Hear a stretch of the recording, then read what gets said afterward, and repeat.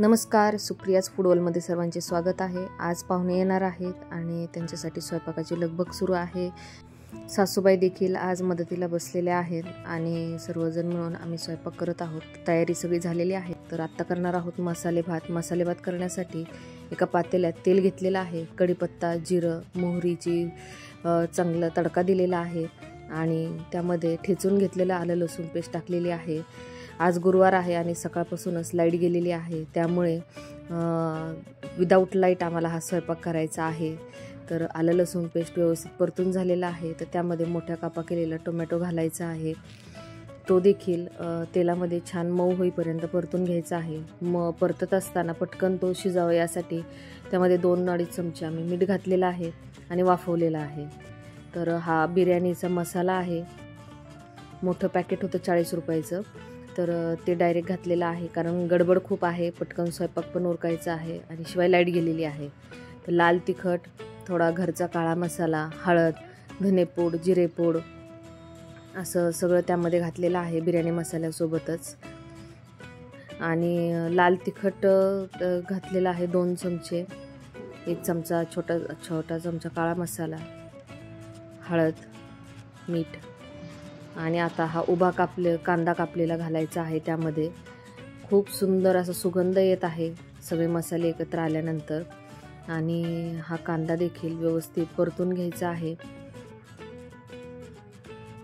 कांदा परतत असताना फोडणीला आपण तेल घातलं होतं आणि आता त्यामध्ये 2 चमचे तूप घातलेलं आहे। वाह, एक नंबर सुगंध येत आहे। आणि कांदा जवळजवळ परतत आलेला आहे, तर त्यामध्ये सोललेला वाटाणा घालायचा आहे। तसेच तोंडली देखील घालायची आहेत।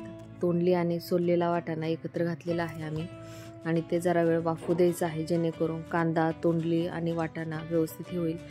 खाली आलं लसूण पेस्ट टाकलेली आहे आणि इतर भाज्या देखील आहेत, तर त्या खाली लागू नये म्हणून ताटावर पाणी ठेवायचं आहे, जेणेकरून खाली जे मटेरियल आहे ते लागत नाही।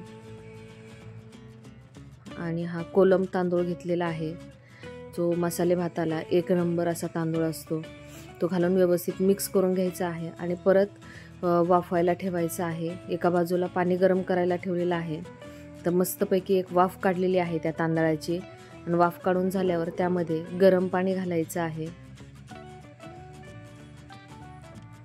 अंदाजाप्रमाणे गरम पाणी घेऊन भात शिजवायचा आहे।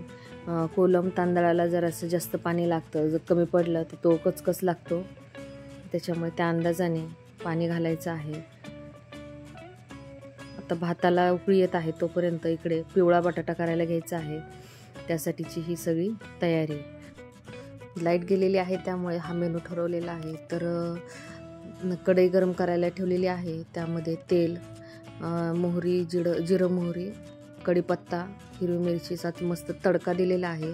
त्यात आता आलं लसूण पेस्ट घालून ते व्यवस्थित परतून घ्यायचं आहे। परतून झालं की त्यामध्ये बारीक चिरलेला कांदा घालायचा आहे आणि मस्तपैकी त्याला एक वाफ काढायची आहे, जेणेकरून तो कांदा व्यवस्थित मऊ असं होईल, शिजेल।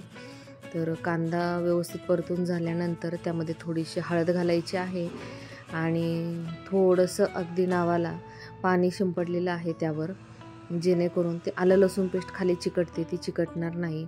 आणि 2 चमचे मीठ घातलेलं आहे, आत्ता 2 चमचे घालायचं आहे आणि बटाटा घातल्यानंतर चवीनुसार। तर एका बाजूला पीठ मळायची लगबग चालू आहे, पुऱ्यांसाठी असं घट्टसर पीठ मळणार आहोत आणि इकडे बटाटा घातलेला आहे। तर थोडा थोडा करून मी बटाटा घालत आहे, अंदाज घेत कढईमध्ये किती बसतो आहे त्यानुसार, आणि तो व्यवस्थित परतून घ्यायचा आहे। परतून झाल्यानंतर जर गरज वाटली तर मग वरून थोडंसं मीठ घालायचं आहे। अशा पद्धतीने जवळजवळ बटाट्याची भाजी देखील झालेली आहे आणि पटकन बारीक कोथिंबीर कट करून त्यात घालायची आहे, जेणेकरून तो बटाट्याची भाजी देखील एका बाजूला काढून ठेवता येईल आणि पुढच्या तयारीला लागता येईल। तरी बारीक चिरलेली कोथिंबीर घालून व्यवस्थित खालीवर करून मग ती कढई देखील बाजूला करून ठेवायची आहे आणि तळणाच्या तयारीला लागायचं आहे। पीठ मळून झालेलं आहे पुऱ्यांसाठीचं। आता मी तुम्हाला सांगितल्याप्रमाणे जरा मीठ कमी वाटलं म्हणून मी मीठ घालून परत खालीवर करून वाफेवर ठेवलेलं आहे।